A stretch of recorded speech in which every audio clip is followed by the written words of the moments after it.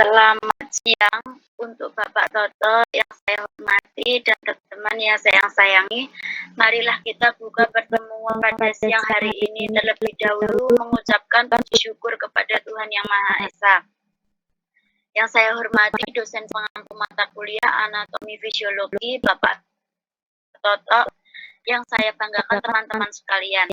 Perkenalkan, nama saya Dia Ayu Puspita dari kelompok 4. Saya sebagai moderator akan memimpin acara diskusi kita pada siang hari ini. Ada pula rangkaian yang akan kita bahas, di antaranya pembukaan, penyajian materi, sesi tanya jawab, masukan dari dosen pembimbing, dan yang terakhir penutup. Baik, untuk mempersingkat waktu, kita langsung penyampaian PPT dari kelompok 4 oleh Mbak Aprilia. Waktu kami persilahkan.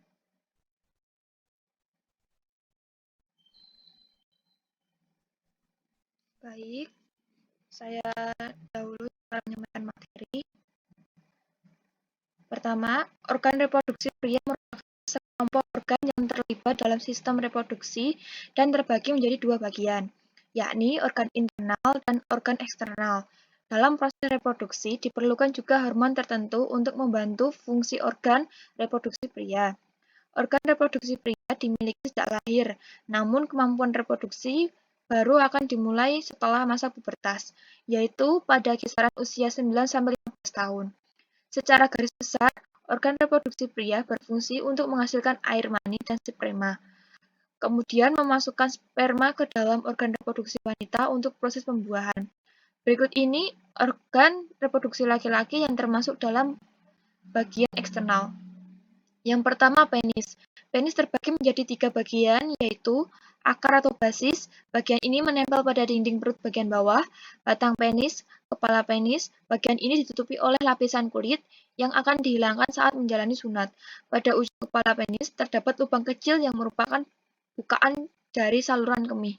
Bagian ini nantinya akan menjadi tempat keluar dari semen dan urin.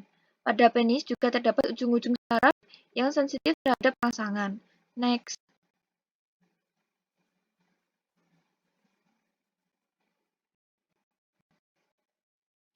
Yang kedua ada skrotum. Skrotum merupakan bagian yang terlihat berbentuk kantung, letaknya berada di belakang penis, dan merupakan tempat dari testikel, yang biasa disebut dengan testis. Pada skrotum juga terdapat banyak saraf. Ini pun berperan untuk mengatur suhu testis, agar testis dapat memproduksi sperma dengan baik. Maka organ tersebut harus memiliki suhu yang sedikit lebih rendah dibandingkan suhu tubuh. Yang ketiga ada testis. Organ oval zaitun ini terletak di dalam skrotum. Pada umumnya, testis berfungsi untuk menghasilkan testosteron, yang merupakan hormon seks pada pria. Selain itu, organ ini juga berfungsi untuk memproduksi sperma. Yang keempat ada epididymis. Epididymis merupakan saluran panjang yang terletak di belakang testis. Organ ini berfungsi untuk sperma yang telah diproduksi.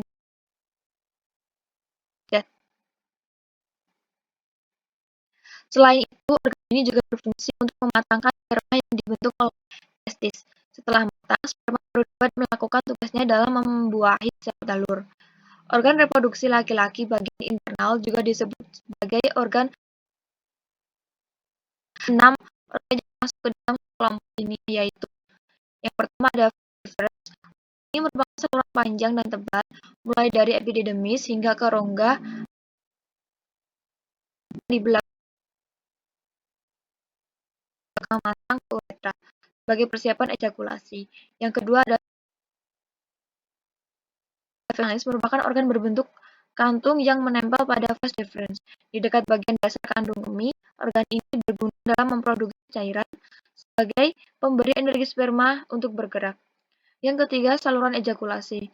Saluran ini terbentuk dari gabungan vas deferens dan vesicula seminalis. Next.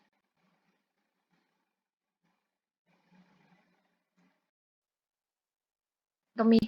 Organ ini disebut juga sebagai uretra dan berfungsi untuk membawa urin dari kandung kemih keluar tubuh. 5. Kelenjar prostat. Kelenjar prostat terletak pada bagian bawah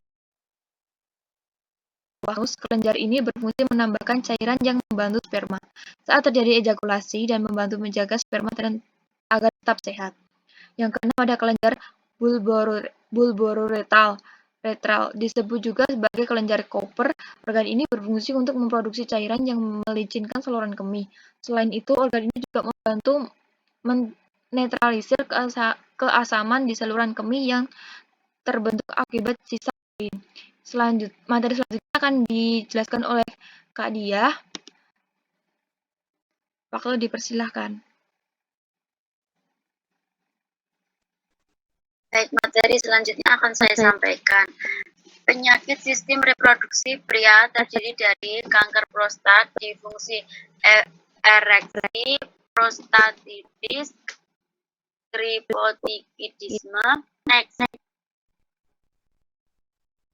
Hormon utama yang terlibat dalam fungsi sistem reproduksi pria meliputi 1. Hormon gonadotropin, 2.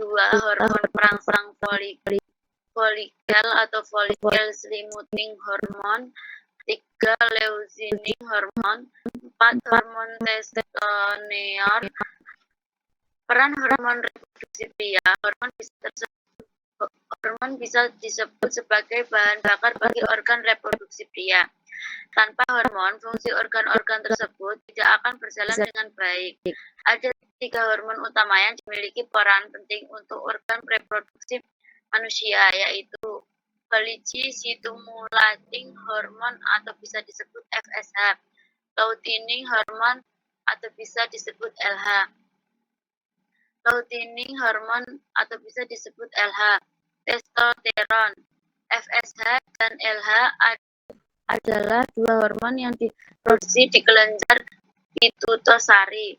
FSH berperan penting dalam proses produksi sperma di tubuh. Sementara itu, LH berperan dalam produksi testosteron yang juga diperlukan dalam proses pembentukan sperma. Next.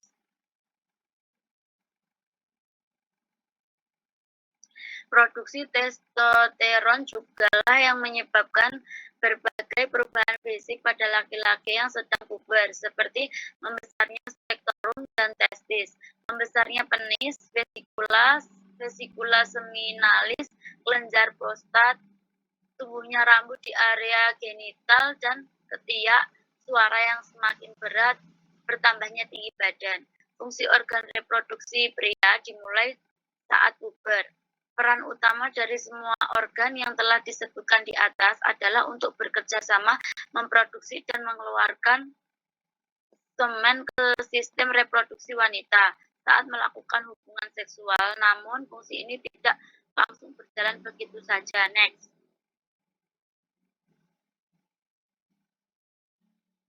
Selain seluruh gangguan di atas, ada pula gangguan sistem reproduksi yang bisa menyerang laki-laki maupun perempuan seperti gonorer dan sifilis. Gonorer merupakan infeksi akut pada utera, serviks, rektum, sendi, tulang yang disebabkan oleh bakteri Neisseria gonorrhoeae.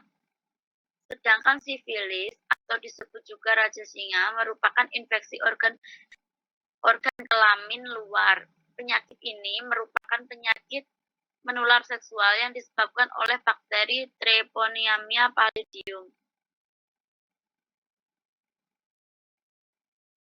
Terima kasih. Baik, sesi selanjutnya adalah tanya jawab. Saya persilahkan teman-teman yang ingin bertanya, kelompok kami membuka 3 pertanyaan.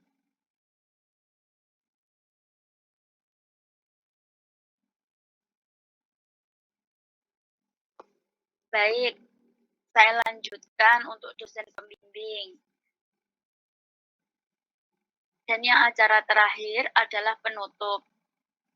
Sekian yang bisa saya sampaikan dengan teman-teman tentang alat reproduksi pria. Apabila ada perkataan yang kurang berkenan di hati, saya mohon maaf sebesar-besarnya. Selamat siang dan sampai jumpa.